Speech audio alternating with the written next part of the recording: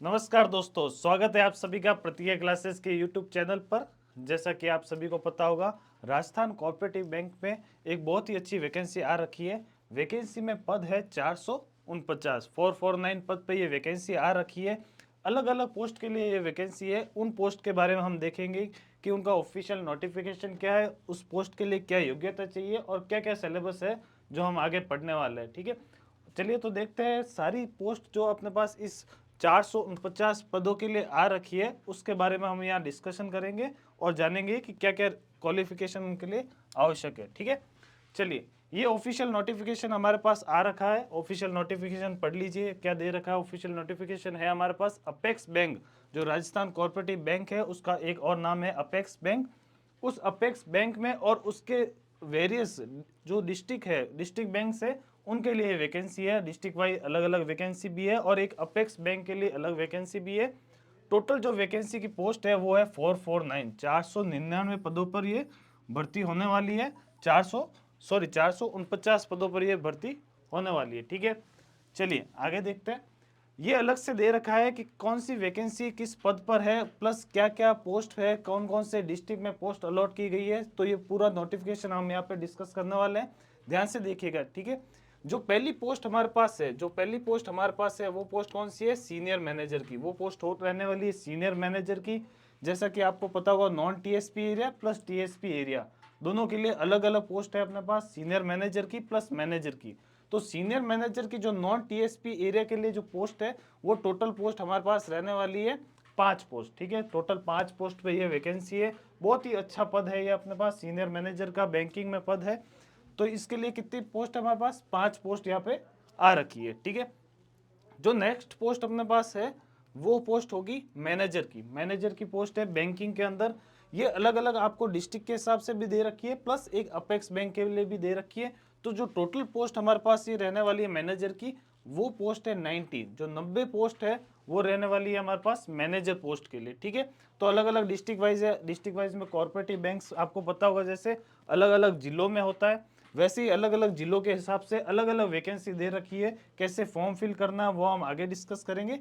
पहले हम देखते हैं कौन सी वैकेंसी है, कितने पद है और किस किस जिलों में क्या क्या पद दे रखे हैं। ठीक है, जो टीएसपी एरिया के ये जो 90 पद है, ये किसके लिए है? ये है अपने पास नॉन टीएसपी के। जो 90 पद है वो नॉन टीएसपी के। ठीक है, अब जो टीएसपी के लिए मैनेजर की पोस्ट है, वो टोटल पोस्ट कितनी रहने वाली है हमारे पास? वो रहने वाली है 10 पोस्ट। ठीक है, जो कि डूंगरपुर, बांसवाड़ा और उदयपुर के लिए अलॉट की गई है।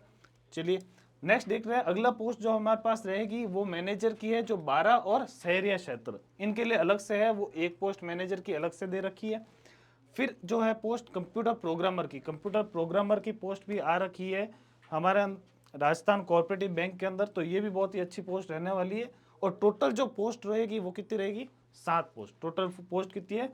7 पोस्ट पे ये वैकेंसी होने वाली है। सभी जिलों वाइज अलग अलग दे रखा है। अजमेर में कितनी है, अलवर में है, जालोर में है, पाली में, सिरोही में और सवाई माधोपुर और टोंक में ये पोस्ट रहने वाली है। ठीक है, ये नोटिफिकेशन आ रखा है, 10 तारीख का नोटिफिकेशन है, अभी का लेटेस्ट है। आपने देखा होगा ये सेम नोटिफिकेशन 1 साल पहले भी आ रखा था। ठीक है, तो काफी लोग बोल रहे थे ये क्या वैकेंसी डिलीट हो गई, या वैकेंसी आएगी नहीं, रद्द हो गई है, या फिर इसको इतना डिले क्यों हो रहा है। तो कुछ कारणों से डिले हुआ। जैसे आपको पता होगा कि पहले हमारे इलेक्शन थे, सेंट्रल के थे, फिर स्टेट के थे, न्यू गवर्नमेंट बनी, उसके बाद इन्होंने वापस डिस्कशन किया और ये वापस फ्रेश वैकेंसी हमारे पास अभी 2 दिन पहले ही अनाउंस हुई है। ऑफिशियल नोटिफिकेशन आपको मिल जाएगा, यहाँ हम साइट पर आपको दे देंगे, उनका लिंक दे देंगे, वहां से भी आप डाउनलोड कर सकते हैं। ठीक है, चलिए अगली जो पोस्ट रहने वाली है, तीसरी पोस्ट कहाँ की रहने वाली है? थर्ड पोस्ट हमारे पास रहेगी बैंकिंग असिस्टेंट की। कौन सी पोस्ट है? बैंकिंग असिस्टेंट की। बैंकिंग असिस्टेंट क्या है? जैसे क्लरिकल पोस्ट। ठीक है, बैंक्स में होता है क्लरिकल पोस्ट, वही बैंकिंग असिस्टेंट की पोस्ट यहाँ रहने वाली है। ठीक है, अलग अलग है। अपेक्स बैंक में 46 पोस्ट है और इसके अलावा डिस्ट्रिक्ट वाइज अलग अलग पोस्ट दे रखी है, सारी आप यहाँ पे देख सकते हैं। ठीक है, जो टोटल पोस्ट रहने वाली है वो कितनी है? 300 पोस्ट। बैंकिंग असिस्टेंट की जो नॉन टीएसपी एरिया में पोस्ट रहेगी वो कितनी रहेगी? 300 पोस्ट रहेगी। ठीक है, और बैंकिंग असिस्टेंट टीएसपी एरिया में कितनी रहेगी? तो वो हम बोलेंगे 31 पोस्ट जो रहेगी वो बैंकिंग असिस्टेंट टीएसपी एरिया के अंदर रहेगी। टीएसपी एरिया में आपको पता होगा बांसवाड़ा, डूंगरपुर और उदयपुर एरिया है। टीएसपी एरिया में कौन सा है? बांसवाड़ा, डूंगरपुर और उदयपुर। यहाँ पे क्या पोस्ट रहेगी? 31 पोस्ट रहने वाली है जो टीएसपी एरिया के लिए है। ठीक है, चलिए आगे देखते हैं बैंकिंग असिस्टेंट जो 12 और शहरिया पोस्ट, 12 और शहरिया क्षेत्र के लिए रहने वाली वो कितनी है, 5 पोस्ट, 5 पोस्ट अलग से दे रखे हैं 12 और शहरिया क्षेत्र के लिए, ठीक है। तो ये 3 पोस्ट हमारे पास थी, कौन कौन सी, एक तो सीनियर मैनेजर की पोस्ट है, प्लस मैनेजर की पोस्ट है, उसके बाद कंप्यूटर प्रोग्रामर की पोस्ट है, और एक बैंकिंग असिस्टेंट की, ठीक है। तो ये अलग अलग से 4 पोस्ट दे रखी है, मैनेजर में सीनियर मैनेजर की अलग है और मैनेजर की अलग है। तो इन पदों पे भर्ती होने वाली राजस्थान कोऑपरेटिव बैंक के लिए ये भर्ती लगभग 2019 में हुई थी, उसके बाद अभी 2024 में आने वाली है। बहुत ही अच्छी पोस्ट है। काफ़ी जन ये बोलते हैं ये सरकारी है या प्राइवेट है, तो आपको ये बता दें ये सरकारी भी है और प्राइवेट भी है, इसमें दोनों का मजा भी आने वाला है और दोनों की थोड़ी थोड़ी बहुत कमियां भी रहने वाली है, ठीक है। तो वो भी हम अलग से डिस्कशन कर लेंगे, एक अलग वीडियो बना लेंगे, उसके अंदर ये डिस्कशन शामिल होगा कि क्या क्या सरकारी के गुण है इसके अंदर और क्या क्या प्राइवेट के गुण है, ठीक है। तो बैंकिंग असिस्टेंट की ये बात होगी।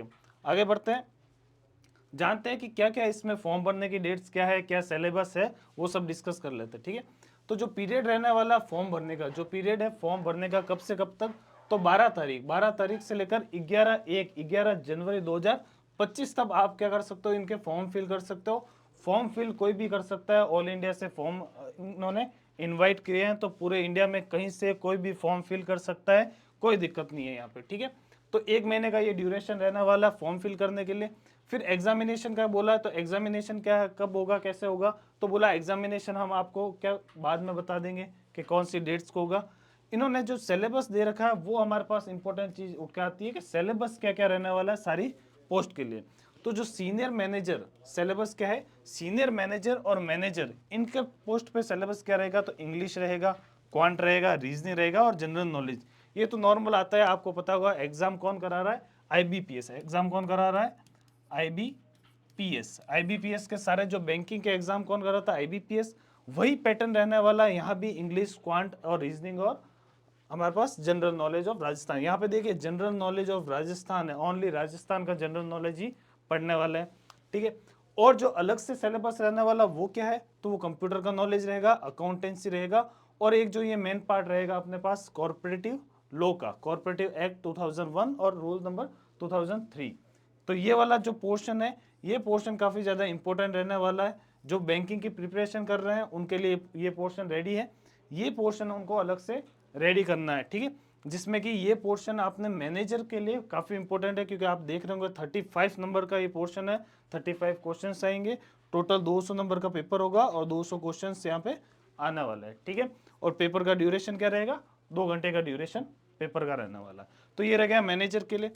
नेक्स्ट हम देखते हैं कंप्यूटर प्रोग्रामर के लिए क्या सिलेबस रहेगा कंप्यूटर प्रोग्रामर का, और क्या क्या इसके अंदर कितने क्वेश्चन आएंगे और कैसे हम डिस्कस करेंगे इसको, ठीक है। तो जो प्रोग्रामर का सिलेबस रहेगा जिसपे 5 पोस्ट पे एग्जाम होने वाला है, वो इंग्लिश, न्यूमेरिकल एबिलिटी और रीजनिंग, जो कि नॉर्मल सभी बैंकिंग के एग्जाम्स में आता है वही। और जैसे कि प्रोग्रामर है तो प्रोग्रामर में प्रोफेशनल नॉलेज, यानी जो प्रोग्रामिंग संबंधी नॉलेज है, जो भी कंप्यूटर संबंधी जो नॉलेज है थोड़ा डेप्थ में, वो यहाँ पे रहने वाला है अपने पास। और ये नंबर कितने का रहेगा, 50 नंबर का पोर्शन रहने वाला, तो ये चीज इंपॉर्टेंट है। और जनरल नॉलेज ऑफ राजस्थान, जो कि सेम किसके अंदर था, बैंकिंग के भी, सॉरी, जो कि सेम मैनेजर के अंदर भी था, ठीक है। तो मैनेजर वाला 4 पोर्शन ये पूरा सेम है, सिर्फ प्रोफेशनल नॉलेज ये अलग होने वाला है, जो कि प्रोग्रामर के अंदर रहेगा, ठीक है। नेक्स्ट देखते हैं बैंकिंग असिस्टेंट। तो बैंकिंग असिस्टेंट में क्या होने वाला, बैंकिंग असिस्टेंट में क्या सिलेबस है, तो इंग्लिश, क्वांट, रीजनिंग और जनरल नॉलेज ऑफ राजस्थान, ये चारों फिर से सेम है। चारों ये सिलेबस पूरा सेम है, मैनेजर का, कंप्यूटर प्रोग्रामर का और बैंकिंग असिस्टेंट का। अब अलग क्या रहने वाला, तो कंप्यूटर नॉलेज भी सेम है और अकाउंटेंसी भी सेम है, लेकिन आप यहाँ देख रहे हो कि जो नंबर का पोर्शन है और जो क्वेश्चंस का पोर्शन है वो यहाँ पे थोड़ा अलग हो जाता है। जैसे कि वहाँ 35 नंबर के क्वेश्चन क्या रहे थे कॉर्पोरेटिव एक्ट के, तो बैंकिंग असिस्टेंट में वो क्या होने वाला है, 10 नंबर के होने वाले हैं और 10 क्वेश्चन ही आएंगे। यानी क्या हो गया कि जो बैंकिंग असिस्टेंट है इसके अंदर कॉर्पोरेटिव एक्ट का जो पार्ट है वो थोड़ा कम है मैनेजर से। तो मैनेजर, अगर आप मैनेजर की ही प्रिपरेशन कर रहे हो, आपको पता होगा कि आप, हो सकता है आप ऑलरेडी बैंकिंग असिस्टेंट कहीं लग रखे हो और आपको मैनेजर पोस्ट के लिए ही प्रिपरेशन करनी है, तो आप इस पोर्शन पे ज़्यादा ध्यान दोगे। अदरवाइज क्या करोगे, आप सभी पोर्शन को अच्छे से पढ़ोगे, जिससे कि क्या होगा, बैंकिंग असिस्टेंट की भी अच्छी से प्रिपरेशन होगी और साथ साथ मैनेजर और सब मैनेजर की भी अच्छी से प्रिपरेशन हो पाएगी आपकी, ठीक है। चलिए फिर इस सिलेबस क्या रहने वाला है, जो आपने देखा कि सब लगभग टॉपिक तो सारे सेम है, चैप्टर सारे, उसमें चैप्टर्स क्या क्या रहने वाला है, जो भी सिलेबस है। तो इंग्लिश में क्या होगा, सेकेंडरी तक, माध्यमिक लेवल तक, सेकेंडरी वाला जो इंग्लिश का लेवल होता है वो रहने वाला है। क्वांट का भी क्या होगा, जो नेशनलाइज बैंक्स में जो एग्जाम होता है, यानी आईबीपीएस जो एग्जाम कराता है, उनका जो पोर्शन होता है वही पोर्शन कहाँ रहने वाला है, इसी एग्जाम में भी, ठीक है। प्लस रीजनिंग, रीजनिंग का भी सेम पोर्शन होगा, वही पजल्स वगैरह, वही कैसे रीजनिंग सॉल्व करता है, जो बैंकिंग आईबीपीएस का प्रिपरेशन करते हैं उनको सभी को पता होगा कैसे रीजनिंग हम पढ़ता है, तो वो वाली रीजनिंग यहाँ रहने वाली है। न्यूमेरिकल एबिलिटी, मैथमेटिक्स का भी वही पोर्शन रहेगा जो कि बैंकिंग एग्जाम में रहता है, आईबीपीएस जो एग्जाम कराती है उनके अंदर। जनरल नॉलेज ऑफ राजस्थान, ये चीज पोर्शन, ये पोर्शन अलग रहने वाला है। इसमें क्या होगा, जनरल नॉलेज ऑफ राजस्थान, आपको राजस्थान का ओरिएंटेड ही जनरल नॉलेज पढ़ना है, आपको सारा जनरल नॉलेज नहीं पढ़ना है, इंडिया लेवल का नहीं पढ़ना है, राजस्थान को सेंटर में रखकर आपको जनरल नॉलेज करना पड़ेगा, ठीक है। फिर कंप्यूटर का नॉलेज रहेगा, तो कंप्यूटर नॉलेज में कुछ बेसिक्स कंप्यूटर जो कि बैंकिंग में भी आते हैं, जो कि आपके मेंस के एग्जाम में आते हैं, वो यहाँ पे प्री के एग्जाम में भी रहने वाला है, ठीक है। नॉर्मल छोटे छोटे से टॉपिक्स है, सिलेबस कोई भी ज़्यादा टफ सिलेबस नहीं है। अगर कोई बैंकिंग की तैयारी कर रहा है या करने की सोच रहा है तो वो इस एग्ज़ाम को सीरियस लेके पढ़ सकता है, क्योंकि सिलेबस वही रहने वाला है, सिलेबस में कोई ज़्यादा चेंजेस नहीं है, जॉब में भी ज़्यादा चेंजेस नहीं है। आपको जब मैं डिफरेंस बताऊंगा कि क्या होता है नेशनलाइज बैंक और क्या होता है कॉर्पोरेटिव बैंक, तब आपको पता लगेगा कि ज़्यादा चेंजेस नहीं आते हैं, ना जॉब प्रोफाइल में ज़्यादा चेंजेस है, ना वर्कलोड में ज़्यादा चेंजेस है, सेम ही रहने वाला है, सैलरी में भी ज़्यादा चेंजेस नहीं है। थोड़े बहुत डिफरेंस आपको देखने को मिलता है कॉर्पोरेटिव बैंक्स में और जो नेशनलाइज बैंक है, ठीक है। अकाउंटेंसी एक सिलेबस का पार्ट, अकाउंटेंसी भी है। अकाउंटेंसी में आप क्या पढ़ोगे, जो कि स्टैंडर्ड कोर्स अकाउंट्स के बारे में नॉर्मल जो डिस्कशन होता है, नॉर्मल जो आपको पता होगा कि बैंकिंग में जाने वाले हो, बैंकिंग की जॉब है, तो अकाउंटेंसी का जो नॉर्मल आप स्टडी करते हो, जैसे 11th-12th की बुक्स में जो ज़्यादा डीप नॉलेज नहीं है, वहाँ तक आपको नॉलेज होना चाहिए, जो सामान्य नॉलेज है अकाउंट्स का, ठीक है।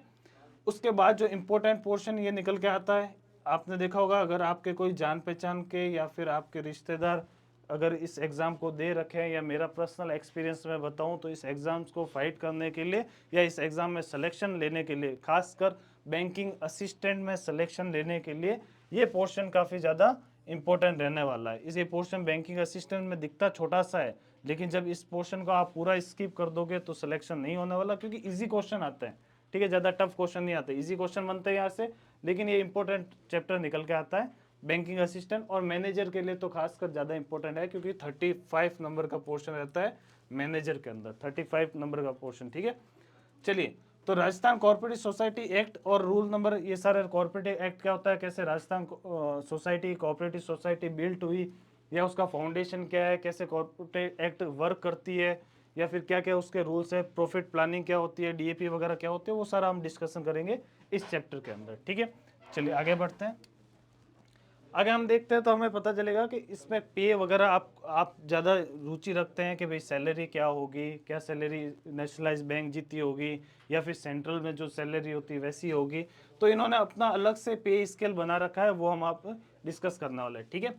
अब एजुकेशनल क्वालिफिकेशन क्या चाहिए, क्या क्वालिफिकेशन आप में होनी चाहिए ताकि आप फॉर्म भर सको और फॉर्म भरने के बाद एग्जाम देकर आप सिलेक्शन ले सको। तो कुछ क्वालिफिकेशंस दे रखी है, जैसे सीनियर मैनेजर के लिए क्या क्वालिफिकेशन होनी चाहिए कि एक एमबीए डिग्री होनी चाहिए, प्लस 2 ईयर का पोस्ट ग्रेजुएशन का डिग्री भी आपके पास होना चाहिए, ठीक है। मैनेजर के लिए क्या होना चाहिए, मैनेजर के लिए ग्रेजुएशन होनी चाहिए किसी यूनिवर्सिटी से, और एग्जाम फाइट करना आपको, ठीक है। फिर कंप्यूटर प्रोग्रामर के लिए क्या होना चाहिए, तो अलग अलग सेक्टर्स दे रखे हैं, अलग अलग फील्ड दे रखे हैं, जैसे बीटेक होनी चाहिए कंप्यूटर साइंस में, आईटी इलेक्ट्रॉनिक्स और सीएस वगैरह में बीटेक होनी चाहिए, और या फिर क्या होना चाहिए 1 ईयर का पोस्ट ग्रेजुएशन डिप्लोमा होना चाहिए पीजीडीसीए के अंदर, तो पीजीडीसीए वाले भी इसमें फॉर्म फिल कर सकते हैं। और क्या होना चाहिए इसके अंदर, और ग्रेजुएशन की डिग्री होनी चाहिए, कॉमर्स साइंस या मैथमेटिक्स के अंदर ग्रेजुएशन की डिग्री होगी तो वो भी प्रोग्रामर का फॉर्म फिल कर सकता है, ठीक है। या फिर क्या क्या बोल सकते हैं, कॉमर्स साइंस मैथमेटिक्स में एमसीए की डिग्री या एमएससी की डिग्री होगी तो भी वो प्रोग्रामर का फॉर्म फिल कर सकता है और सिलेक्शन ले सकता है, ठीक है, सिंपल सा। अब देखते हैं हमारे पास बैंकिंग असिस्टेंट के लिए क्या चाहिए होगा क्वालिफिकेशन। तो बैंकिंग असिस्टेंट के लिए नॉर्मल क्वालिफिकेशन है, कोई हार्ड एंड फास्ट नहीं है, जैसा कि सारे नेशनलाइज बैंक या आईबीपीएस जो क्वालिफिकेशन मांगती है वही क्वालिफिकेशन हमें कहाँ चाहिए होगा, कॉर्पोरेटिव बैंक में भी चाहिए होगा, ठीक है। क्या क्वालिफिकेशन है बैंकिंग असिस्टेंट की, तो नॉर्मल ग्रेजुएशन चाहिएगा, किसी भी फील्ड में हो, कोई भी ग्रेजुएशन हो, 3 ईयर का हो, 4 ईयर का हो, सभी मान्य होंगे बैंकिंग असिस्टेंट के अंदर। ठीक है, चलिए एक जो खास चीज यहाँ से आपने देखी होगी, ये मैं पॉइंट नोट करवाना चाहता हूँ आपको, कि जो अब नेशनलाइज बैंक है उनकी एज लिमिट होती है कि आप 30 साल 32 साल के बाद वो एग्जाम नहीं दे सकते हो। ठीक है, जो IBPS सारे एग्जाम करवाती है। लेकिन ये खास बात यहाँ पर उभर के आती है, खास बात ध्यान रखनी पड़ेगी कि इसकी एज लिमिट क्या है, 40 ईयर। एज लिमिट क्या है, 40 ईयर। अगर आपकी एज 40 ईयर तक भी हो गई है और आप बैंकिंग में जाना चाहते हो, तो ये आपके लिए एक और अच्छा मौका है कि 40 ईयर तक भी आप ये बैंक का एग्जाम दे सकते हो, कॉर्पोरेटिव बैंक का एग्जाम दे सकते हो। ठीक है, चलिए आगे बढ़ते हैं। तो ये आपके सबसे जो एक बड़ा क्वेश्चन उभर के आता है आपका कि क्या सैलरी रहने वाली है, इसको हम आगे से पूरा एक बार डिस्कशन कर लेंगे। अभी मैं एक बार आपको नॉर्मली बता देता हूँ, क्योंकि ये बेसिक सैलरीज है, इसमें क्या DA है, क्या HR है, क्या TA वगैरह क्या जुड़ता है, वो सब हम एक बार सैलरी स्लिप दिखा के आपको बता देंगे। ठीक है, तो ये देखिए बैंकिंग के जो मैनेजर है, सीनियर मैनेजर है, उसकी अपेक्स बैंक में ही पोस्ट है, उसकी सैलरी क्या रहने वाली, 66,000 से 1,59,000 अप्रोक्सीमेटली सैलरी रहने वाली है। ठीक है, जो कंप्यूटर प्रोग्रामर है, जो कंप्यूटर प्रोग्रामिंग है, उसकी सैलरी क्या होगी, तो उसकी सैलरी 34,000 से 87,000 ये अजमेर के अंदर, और एक अलवर के अंदर 51,000 से 1,47,000 अलग अलग सैलरीज दे रखी है। ठीक है, जो मैनेजर की होगी वो उसकी पे स्केल क्या होगी, तो 51,000 से लेकर 147,000 तक, और नॉर्मल यही सैलरी सब जगह रहती है। ये क्या Tier 2 Tier 3 सिटीज के हिसाब से थोड़ी सैलरी डिफरेंस होता है, वो आपको यहाँ पे दिख रहा होगा। ठीक है, और जो बैंकिंग असिस्टेंट है, बैंकिंग असिस्टेंट की सैलरी भी वही रहने वाली, जो नॉर्मल IBPS एग्जाम कराता है, नेशनलाइज बैंक की जो सैलरी होती है अप्रोक्सीमेटली वही बैंकिंग की सैलरी होगी। ये जो स्टार्टिंग सैलरी प्रोबेशन में दे रखी है, जो सैलरी 17,000 है, ये प्रोबेशन में क्या सैलरी रहने वाली है। जैसे कि आपको पता होगा, जो इंपॉर्टेंट फैक्टर और सामने आता है कि राजस्थान गवर्नमेंट क्या करती है कि 2 साल का प्रोबेशन पीरियड रखती है। उस 2 साल के प्रोबेशन पीरियड में आपकी सैलरी क्या होगी, फिक्स सैलरी होगी। उसके बाद उस फिक्स सैलरी से क्या होगा कि काफ़ी ज़्यादा इंक्रीमेंट होके बाद में आपको DA TA HRA वगैरह वो सब बाद में ऐड होता है। ठीक है, अब एक जो यहाँ पे देखो आपको नोट में दिखाई दे रहा होगा कि आपका PF भी डिडक्शन होगा एज पर रूल्स, यानी आप ये कह सकते हो कि ये पूरी तरह से प्राइवेट जॉब नहीं है, ये इसमें गवर्नमेंट के भी कुछ फैक्टर्स है, क्योंकि यहाँ पे आपका PF डिडक्शन होगा, आपके NPS वगैरह डिडक्शन नहीं होगा, लेकिन PF डिडक्शन होगा, जो कि आपको रिटायरमेंट के बाद आपको मिलने वाला है। ठीक है, एक अलग से डिटेल वीडियो अपन लेके आ जाएंगे, जिसके अंदर आपको समझ में आएगा कि क्यों ये प्राइवेट बैंक नहीं बोल के अपन गवर्नमेंट बैंक बोल रहे हैं, और गवर्नमेंट बैंक से किस तरह से कुछ फैक्टर्स में अलग है। तो ये हम अलग से डिटेल वीडियो लेके आ जाएंगे, जिससे कि आपके डाउट्स भी क्लियर हो जाए। ठीक है, तो ये थी डिटेल पूरा हमने पढ़ लिया, कॉर्पोरेटिव बैंक वगैरह क्या है, कॉर्पोरेटिव बैंक में कैसी वैकेंसी आई है और कैसे हमें प्रिपरेशन करनी है, वो हम आगे डिस्कस कर लेंगे। ध्यान रखने की बात यह है कि एक ग्रुप में जुड़ जाइए आप, एक साथ ग्रुप स्टडी करते हैं। यहाँ से हम पिछले साल हमने जहाँ पे छोड़ा था, इस वैकेंसी को हमने पिछले साल बहुत ही ज़्यादा हाईलाइट करके वापस तैयारी शुरू की थी, लेकिन क्या हुआ कि कोई वापस अता पता नहीं था, बीच में इलेक्शंस थे, वैकेंसी भी थोड़ी डल हो गई। लेकिन अब वैकेंसी वापस आई है, और मेरे को लगता है जिस रफ्तार से ये आगे बढ़ने वाली है, जल्दी इसके एग्ज़ाम होने वाले हैं, तो हम यहाँ से इसकी प्रिपरेशन अब स्टार्ट करते हैं।